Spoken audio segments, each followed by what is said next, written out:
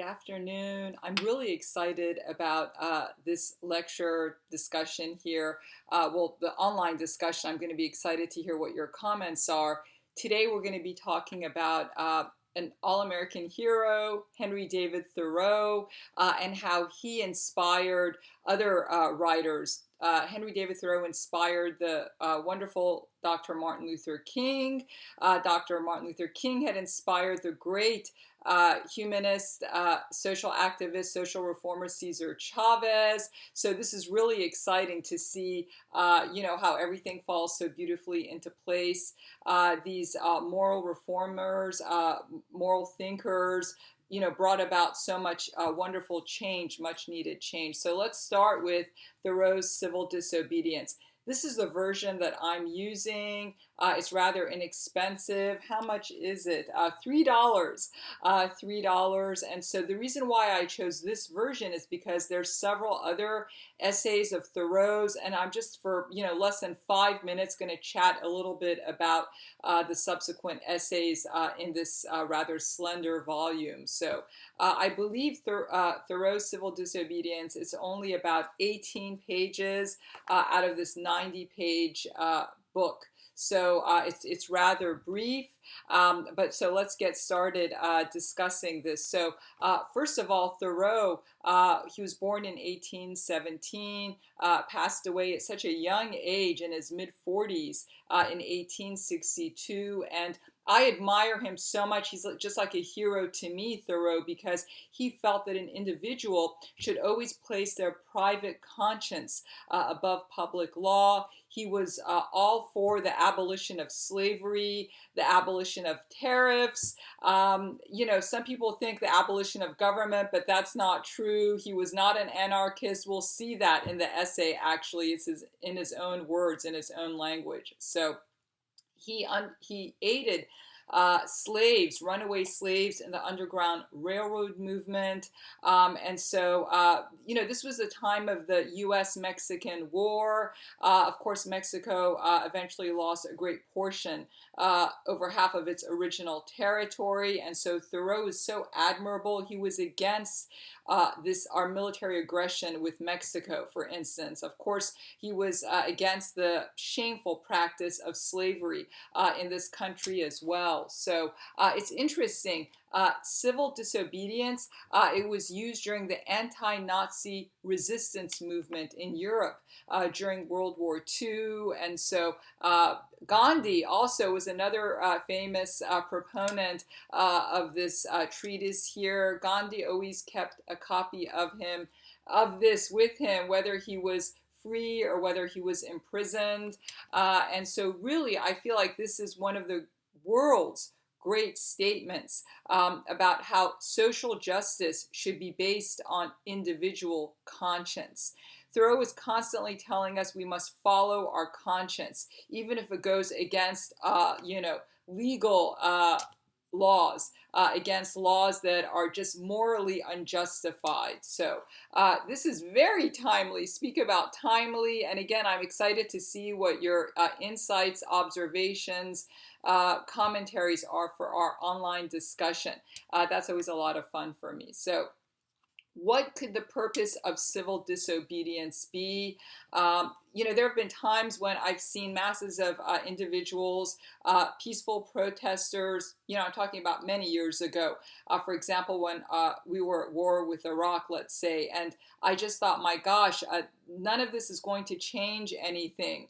White House leadership is not going to change its mind about the war, pull out our wonderful troops. And so really then you can say sometimes the purpose of civil disobedience can be just to publicize an unjust law, an unjust war, or a just cause. So the whole point is to appeal to the conscience of the public.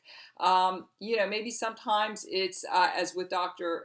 King's case, is to just force some sort of a negotiation with officials who are otherwise uncooperative, who are obstinate. So, or maybe the whole purpose of this could be just to get into a court of law, to challenge the constitutionality of a certain law in court. So really there's many purposes here with regard to his treatise, Thoreau's treatise of civil disobedience. Thoreau is suggesting that there is a higher spiritual law, and that supersedes constitutional law, that supersedes civil law. So, our conscience must instruct us, must guide us to follow through with what is just, with what is right. And so that's a kind of sort of higher law, spiritual law based on our conscience that we have to follow. And so in doing so, in following our conscience, we have to renounce material possessions. We have to perhaps sacrifice our materialistic tendencies. We have to sacrifice perhaps our freedom to follow our conscience. So anyhow, and even if our conscience, even if whatever it is that we are supporting, it comes in conflict with society, we still must be willing to act upon our conscience. So moving on, before I start getting a close reading of this, keep in mind during this time period, certainly well before then, the Industrial Revolution had begun in the 18th century, mid-18th century. That was making life more market-driven, more materialistic. And so it's almost like this is a backlash to the materialism of the Industrial Revolution. Also, what's going on at the time is in Europe, scientists were demystifying the natural world in science and physics, and Romantic era poets, British Romantic era poets, and the ones who preceded them, the German era Romantic poets, felt that science is just being demystified with regard to the advances in technology, with regard to the Industrial Revolution. And so romanticists had this sort of romantic view, I suppose, of nature, nature in its, in terms of one's unity with nature. In a lot of Romantic era literature, which was, during Thoreau's time preceding his era a bit, there's individuals who feel this sort of unity with their beautiful natural surroundings. And so so this is what's happening at the time. And I feel like really, the Americans' desire for wealth, for status, that had been seen by those individuals as a virtuous pursuit, certainly not where Thoreau is concerned, as we're going to see. Thoreau felt that, for example, during the gold rush was in the mid-1800s, this scrambling around for wealth during that time could be dangerous. And so instead of obtaining material possessions, why don't we instead, strive for spiritual growth, for cultural growth? So what a brilliant individual. And during his era, it was the era of transcendentalism. And so it's just a basic philosophy of self-reliance and self-improvement. One of the concepts was one of intellectual independence. Certainly, there's an aspect of individuality here. And so a transcendentalist felt that one must hold oneself above merely material concerns and instead focus one's energies on attaining moral excellence and spiritual excellence, right as a backlash against materialistic society. So much of this is contemporary, I feel like, today. So again, transcendentalists thought that we must trust our own mind, our own intellect, and that there's a necessity for nonconformity. There's a necessity for dissent. So we have this sort of inner strength and self-reliance that we must depend on. So what a wondrous time it was. Transcendentalists felt that we're alienated from God, we're alienated from achieving truth, happiness, from obtaining beauty, because our minds are restrained by prejudice, by apathy, by ignorance. We're just distracted by these false ideals of materialism, religious principles, social conformity. So I feel like transcendentalism, it was an American offshoot of British Romanticism. So you see that aspects with the writers, the emphasis on nature. Thoreau, he had a whole journal. What, it was 1,000,000 words. His journal all about his pursuits in nature on Walden Pond, very famous. Walt Whitman, who we're going to cover as well, he felt that unity with nature. I feel like more so than with human beings. So yeah, very exciting era, the one of transcendentalism. This was about the 1840s in this country. That school of thought, was prevalent. It's interesting how individuals have seen Thoreau over the past century, the way they've just kind of categorized him. In the 1920s, during the Great Depression, he was viewed as a sort of role model for the simple life. To be living very simply, a sort of Spartan existence. And then in the 1940s, he was viewed critically as a pacifist. This was, of course, during World War II. And then in the late 1940s and the 1950s, he was recognized as a naturalist and as a literary artist. So what's really exciting is, the time period of the 1960s, the anti-Vietnam War movement. What's exciting is that so many of those who were against the Vietnam War were staunch supporters of Thoreau and his doctrine of civil disobedience. Of course, the civil rights protesters of Dr. King's movement, wonderful movement, who wanted to end racial segregation in the South, they were also inspired by Thoreau's civil disobedience as well. So I hope you all are inspired as well. And, again, I can't wait to hear what your comments are in the online discussion. So I'm not going to go through every word. Don't be alarmed. I'm just going to, go through maybe a couple quotes that I think are important or relevant. He mentions from page one, he mentions government is but at best an expedient. Take a look here. Page one, first paragraph, the government itself, which is only the mode which the people have chosen to execute their will, is equally liable to be abused and perverted before the people can act through it. Witness the present Mexican War. He says he's comparing the American government on page one to a wooden gun. Quote unquote, the American government has not the vitality and force of a single living man. He goes on, it is a sort of wooden gun here. My goodness, what an image he has. He has high regard for Americans, certainly not for the government, but take a look at what he says at the bottom of page one. Let's see. The government, it does not keep the country free. It does not settle the West. It does not educate. The character inherent in the American people has done all that has been accomplished. So anyhow, he is speaking very highly here of Americans. He's making it clear by repetition that it's the American government he wishes to oppose. The rejection of the American government does not mean the rejection of everything that's American. It wasn't the government that had kept the country free, settled the West, or educated people.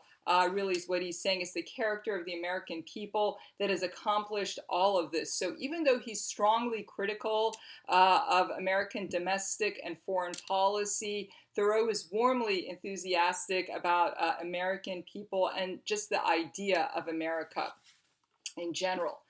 Moving on here. You'll also notice he says on page two, this is the top paragraph, for government is an expedient by which men would fain succeed in letting one another alone, and as has been said, when it is most expedient, the governed are most let alone by it. So he mentioned also on page one that government is just an expedient here. So rather than suggesting a simply negative role for government. He's using the word expedient here to mean that government is to function as a means towards an end. That end is to protect its citizens' freedom. A person's right to live in any manner he or she chooses without interference from others. So really the obligation of the state is to preserve and protect the freedom of individual citizens. And so he's not an anarchist, as has been commonly thought. Mistakenly thought, actually. Take a look. I'm looking on page 2 again. This is the second paragraph. Unlike those who call themselves no government men, I ask for not at once no government, but at once a better government. So government does have a role to play, according to Thoreau. He's mentioning the conscience again here, the conscience again on page 2. Such great quotes. I'm looking in the middle of page 2. 2/3 of the way down. The only obligation which I have a right to assume is to do at any time what I think right. He goes on, law never made men a whit more just, and by means of their respect for it, even the well-disposed are daily made the agents of injustice. A common and natural result of an undue respect for law is that you may see a file of soldiers, colonel, captain, corporal, privates, he goes on, all marching in admirable order over hill and dale to the wars against their wills, against their common sense and conscience, which makes it very steep marching indeed. Anyhow, he's describing the obligations here in the next few pages of the individual and society, but now look at how unfortunate this is. Page 3, this is the second paragraph. He says, the mass of men serve the state thus, not as men mainly, but as machines with their bodies. For instance, the soldiers who have to be called to war. So unfortunately, he's saying here that most people, they're not inward looking, and therefore they don't exercise a proper moral sense. So as a result, quote unquote, the mass of men serve the state thus, not as men mainly, but as machines with their bodies. So what are the consequences of this mindless subservience to the state? Well, it's the U.S.-Mexican War. It's the shameful institution of slavery. So yeah, it's very shameful. In a population, so this is the time of 1830, around that time period.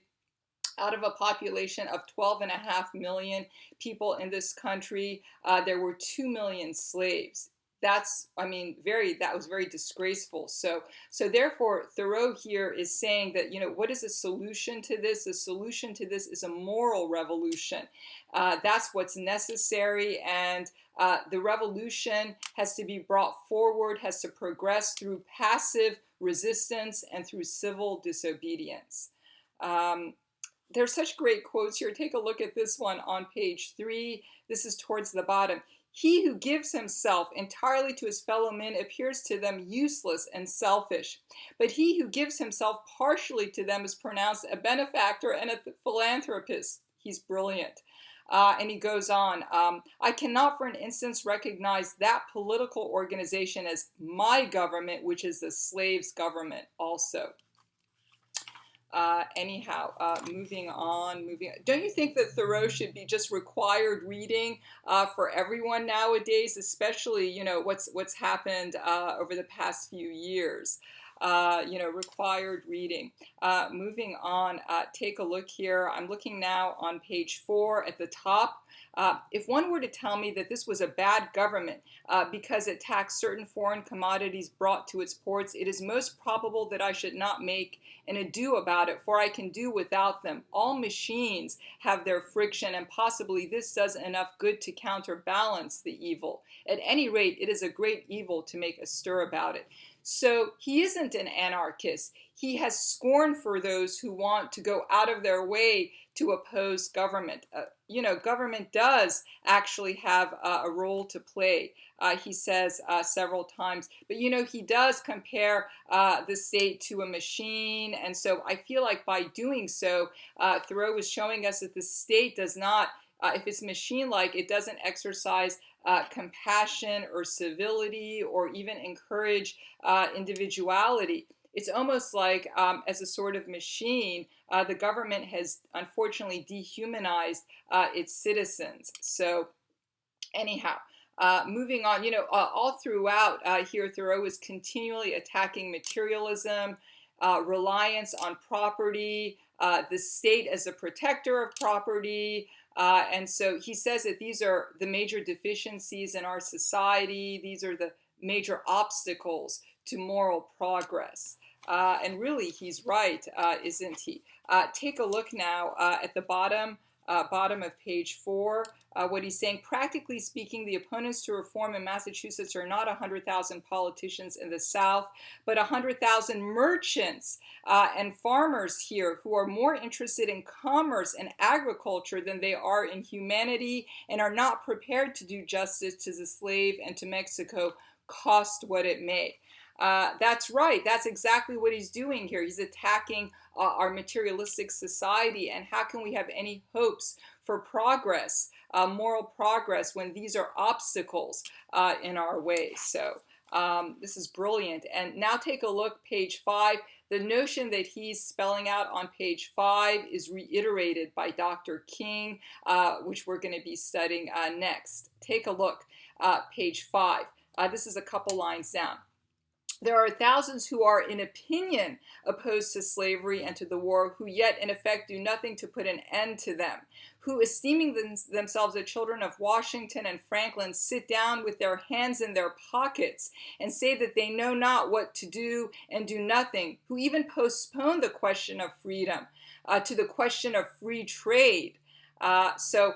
Basically, he's saying that just simply having a sort of strong conviction without action is worthless. This is reiterated by Dr. King. Dr. King thought that the white moderates who were, supporting the civil rights movement, but who didn't do anything, didn't take an active part, in showing their support, there's no point really. They're not really causing any sort of wonderful change to come into being. So take a look here. And so he goes on. This is page 5 towards the bottom. He says, when the majority shall at length vote for the abolition of slavery, it will be because they are indifferent to slavery, or because there is but little slavery left to be abolished by their vote. They will then be the only slaves.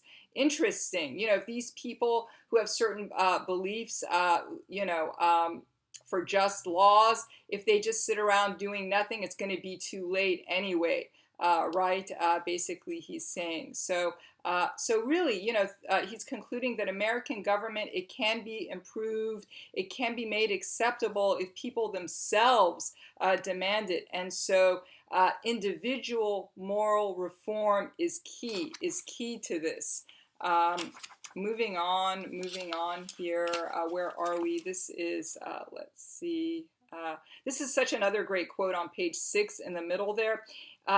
It is not a man's duty as a matter of course to devote himself to the eradication of any, even the most enormous wrong. He may still properly have other concerns to engage him, but it is his duty at least to wash his hands of it, and if he gives it no thought longer, not to give it practically his support. Interesting. And so now he's saying on page 7, if the evil that one perceives is held in place by the force of law, as, unfortunately slavery, then one must break the law. It's all right if one breaks the law in this case. And so what can you do in terms of breaking the law? Such law breaking may take the form of non-payment of taxes. And that's what he did. And he spent a night in prison. We're going to get to that in a bit. So moving on here, this is page 7. He's spelling this out at the top. Those who, while they disapprove of the character and measures of government, yield to it their allegiance and support, are undoubtedly its most conscientious supporters, and so frequently the most serious obstacles to reform. He goes on, why do they not refuse to pay their quota into the treasury? Yeah, don't pay your taxes. Moving on here. Gosh, look at this great quote on page 7. This is in the middle. Unjust laws exist. Shall we be content to obey them, or shall we endeavor to amend them and obey them until we have succeeded, or shall we transgress them at once? Um, Men generally, under such a government as this, think that they ought to wait until they have persuaded the majority to alter them. They think that if they should resist, the remedy would be worse than the evil. But it is a fault of the government itself that the remedy is worse than the evil. Interesting. Such great quotes here. You all have great quotes for your online discussions, I'm sure, from Thoreau. Moving on here, moving on. So he's talking about top of page 8. If the injustice is part of the necessary friction of the machine of government, let it go, let it go. So, he can even accept some government injustice because he says in that same paragraph, let your life be a counter friction to stop the machine. So repeatedly using this metaphor that characterizes, the individual as an animate being and the state as a machine, I think is very effective.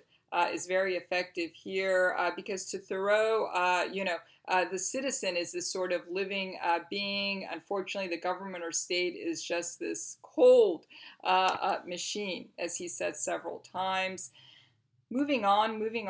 This is page 8. So take a look in the middle of page 8. I do not hesitate to say that those who call themselves abolitionists, those who want to abolish slavery, who call themselves abolitionists should at once effectually withdraw their support both in person and property from the government of Massachusetts. He goes on, any man more right than his neighbors constitutes a majority of one already. So he's specifically calling upon abolitionists, to do something. If these actions result in imprisonment, so be it. And so that was the case with Thoreau as well. Take a look, page 9 in the middle. Under a government which imprisons any unjustly, the true place for a just man is also a prison. Wow. Dr. King reiterates this notion as well. Moving on. Such great quotes. Just another gem here. This is page 9 at the bottom. Take a look, page 9 at the bottom. A minority is powerless while it conforms to the majority. It is not even a minority then, but it is irresistible when it clogs by its whole weight, clogging the machine of the state, in other words. If the alternative is to keep all just men in prison or give up war and slavery, the state will not hesitate which to choose. If 1,000 men were not to pay their tax bills this year, that would not be a violent and bloody measure, as it would be to pay them and enable the state to commit violence and shed innocent blood. So now he's asking at the top of page 10, what if more violent consequences are to follow? But Thoreau believes that through the exercise of an active conscience, a person is going to maintain this sort of transcendent spiritual life. So, any injury to the conscience is unbearable. And so therefore, a person could be deprived of their spiritual well-being, of their spiritual life. That would be a much greater loss. In other words, an injury to one's conscience as opposed to, if they're, wounded, for instance, as he says here. If blood is shed, this is page 10. Top paragraph, but even suppose blood should flow, is there not a sort of blood shed when the conscience is wounded? Though this wound a man's real manhood and immortality flow out, and he bleeds to an everlasting death, I see this blood flowing now. Interesting. Moving on, let's see. Another great quote, this is the top of page 11. He says, but if I deny the authority of the state when it presents its tax bill, it will soon take and waste all my property, and so harass me and my children without end. This is hard. This makes it impossible for a man to live honestly and at the same time comfortably in outward respects. It will not be worth the while to accumulate property that would be sure to go again. And so he says, you must live within yourself and depend upon yourself, always tucked up and ready for a start and not have many affairs. And he goes on. So that concept of self-reliance of the transcendentalists is echoed here in Civil Disobedience. Look at what he's comparing the state to. Page 12, middle of page 12. I say that the state was half-witted, that it was timid as a lone woman with her silver spoons. So this, comparing the state to this elderly, wealthy woman who's just weak and frail. So moving on, let's see. This is another great quote, middle of page 12. Thus, the state never intentionally confronts a man's sense, intellectual or moral, but only his body, his senses. It is not armed with superior wit or honesty, but with superior physical strength. I was not born to be forced, he says. So now on page 13, you have this short account of the brief visit Thoreau had when he was in prison. He went out of his way, Thoreau, to go to the tax collector one day when he was on a stroll and say, look, I haven't paid my taxes. Almost like, what are you going to do about it? So, of course, he has to be sent to prison, Thoreau. And so his anecdote of his experience here in resisting the state starts on page 13. It's just a brief account of his arrests. It was just one night he spent in prison because of his refusal to pay the poll tax. I feel like specifically he was doing this in protest of the U.S.-Mexican War. So in this instance, actually the night in prison was a rather pleasant experience. It sounds like, he was staying at this nice clean hotel, quite pleasant, comfortable even. He was even people watching, through the window. So you can take a look at that. He wanted to stay longer. He wanted to make his point. A relative, perhaps an aunt, I think came and, paid for his bail. And so he was disappointed he had to leave after just one night. So moving on, take a look on page 16 now. We're almost done with civil disobedience. Page 16, he says at the top, I do not wish to quarrel with any man or nation. I do not wish to split hairs, to make fine distinctions, or set myself up as better than my neighbors. I seek, rather, I may say, even an excuse for conforming to the laws of the land. I am but too ready to conform to them. Indeed, I have reason to suspect myself on this head, and each year, as the tax gatherer comes round, I find myself disposed to review the acts and position of the general and state governments and the spirit of the people to discover a pretext for conformity. How do you feel when it's time to pay taxes? How do you feel when we have this hefty sales tax here in California, LA County? Do you give this much thought anytime you have to pay a tax, whether it's a sales tax, whether it's income tax? Where is this money going? For what use?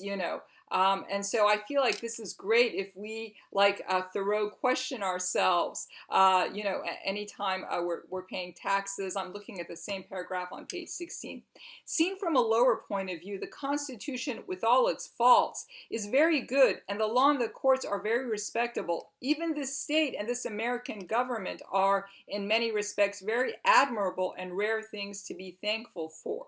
So again, he is not an anarchist. Government does indeed have a role to play, though he's critical of the government. So moving on. And so he's saying this, we're on page 18 now, I believe. We're concluding this major literary work. He says here, page 18, that further progress can and has to be made, a progress towards the true respect for the individual.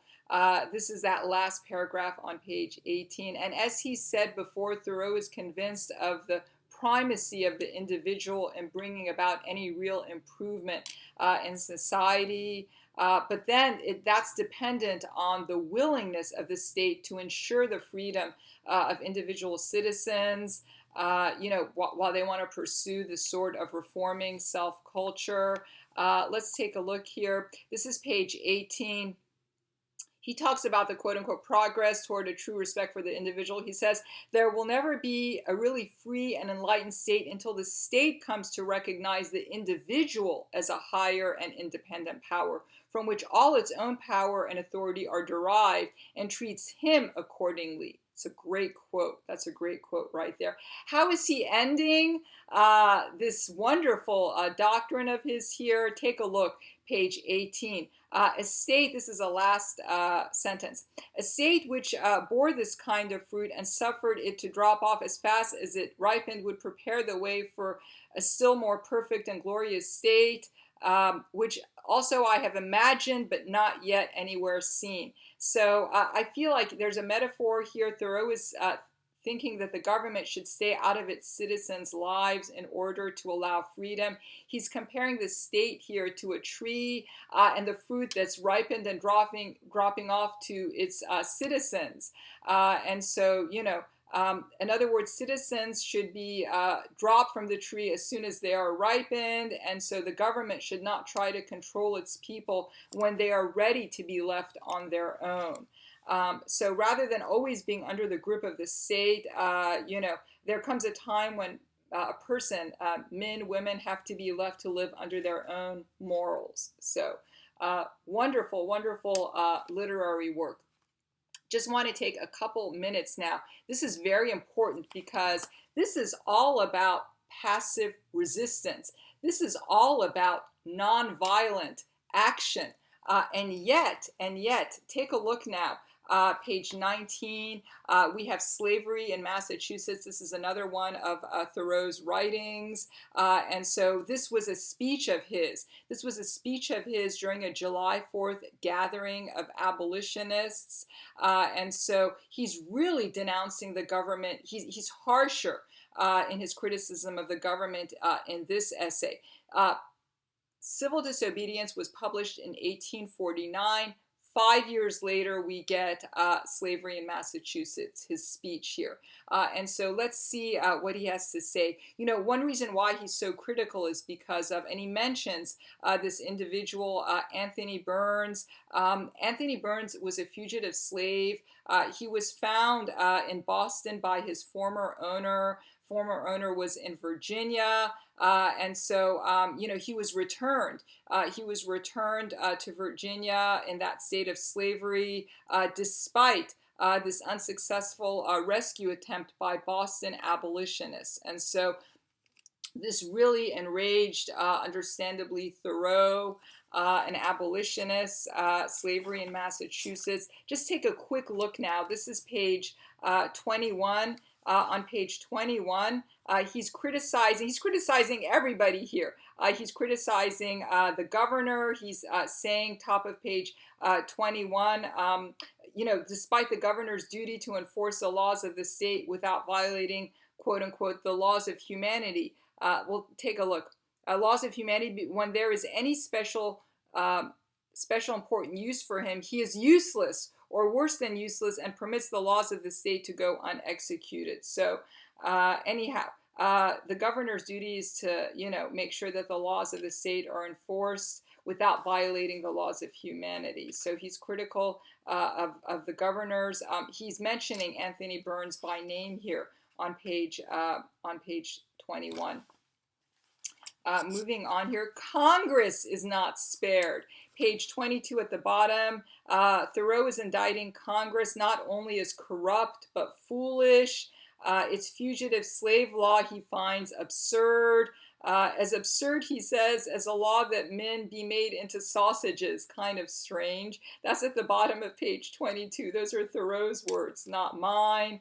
The Supreme Court he's criticizing as well. Take a look, page 23. The judges of the U.S. Supreme Court who support slave owners by allowing slavery to continue. He's describing, quote unquote, bottom of page 23, merely the inspectors of a picklock and murderer's tools. Wow. And he says further at the bottom of that page, the law will never make men free. It is men who have got to make the law free. Such brilliant quotes of Thoreau's, my gosh. The press, he's criticizing the press as well. This is page 24 at the very bottom to 25. The newspaper is a Bible which we read every morning and every afternoon, standing and sitting, riding and walking. It is a Bible which every man carries in his pocket. He goes on, so wide is its influence. The editor is a preacher whom you voluntarily support. Your attacks is commonly, he goes on, but how many of these preachers preach the truth? So he's finding the press to be culpable and quote unquote, almost without exception, corrupt. The church is also accused as well. So, and so he says here, actually, the newspaper has replaced the Bible as America's most frequently read work. Frequently read work. Moving on. So really, he's making, on page 26, in the middle there, Thoreau is making his advocacy of violence explicit regarding slavery. So just as, he's considered to have been, this pacifist, if you read his later essays, that's not the case. That's not the case. Wait till we get to the next one in just a second. So this is page 30 now. This is the end of slavery in Massachusetts. And so what he has there in this image here is a symbol of a water lily. It's very fragrant, it's pure, but it's growing out of the fall slime here. And so, but it produces a sweet odor. So then perhaps there's hope. Perhaps there's hope here. Take a look, page 30 at the bottom. He says, the foul slime stands for the sloth and vice of man, the decay of humanity, the fragrant flower that springs from it for the purity and courage which are immortal. And so he says, slavery and servility have produced no sweet-scented flower annually to charm the senses of man, for they have no real life. They are merely a decaying and a death, offensive to all healthy nostrils. And so he says, let the living bury them. Wow. He goes on here. Very, very powerful, words he has. Finally now, right before, we conclude this lecture, just a word here about the next essay on page 31. This is a plea for Captain John Brown. John Brown was this fiery abolitionist, and so this is in the 1850s, 1856, I believe. He encouraged his 4 sons and several of his followers to basically, they murdered pro-slavery citizens in Kansas. So this had occurred, and then several years later, I believe when was it, 1859, he decided to go and attack Harper's Ferry, the U.S. arsenal. He wanted to attack, and so he refused to, when he got a hold of the U.S. arsenal with his followers, with his supporters, he refused to surrender it. So of course, several of his followers were killed. 2 of his own sons were actually killed. He was imprisoned. He was indicted with for treason, and so he was killed. He was hanged. And so this individual then became a sort of hero to abolitionists like Thoreau and let's see here. I'm looking on page 45. So, John Brown had basically thought that if men are held against their will, as in the case of slaves, they have a natural right to kill those who seek to prevent their freedom. So, wow, that's very extreme. Slavery was terrible, disgraceful, awful, but murder can never be justified, right? And so Thoreau supports John Brown. Where did this come from? The writer of Civil Disobedience is supporting John Brown, and so he says on page 45 here. Let's see, page 45. I do not wish to kill nor to be killed, but I can foresee circumstances in which both these things would be by me unavoidable. He says in the middle of page 45, I think that for once the Sharps rifles and the revolvers were employed in a righteous cause. The tools were in the hands of those who could use them. So, guns are okay, violence is okay where slavery is concerned. So really, it's not possible to see Thoreau as this patron saint of nonviolence as he has been portrayed. What saddens me, and I'm sure others, is what happened. What happened from when this was published, in 1849, and then 10 years later now, 10 years, a decade later, this is what he's saying and espousing. So it's just unfortunate. Slavery, it just, the injustice of it, it was just too much. It was out of hand. And so this is his sort of thinking a decade later. So anyhow, again, I cannot wait to get your comments in the online discussion. And so I'm sure you all will find maybe other great quotes that I, overlooked. Well, I didn't overlook them, but there's not enough time to go through all of these great quotes of Thoreau's, from this great work. So anyways, can't wait to hear from you in the discussion, and happy reading. Take care.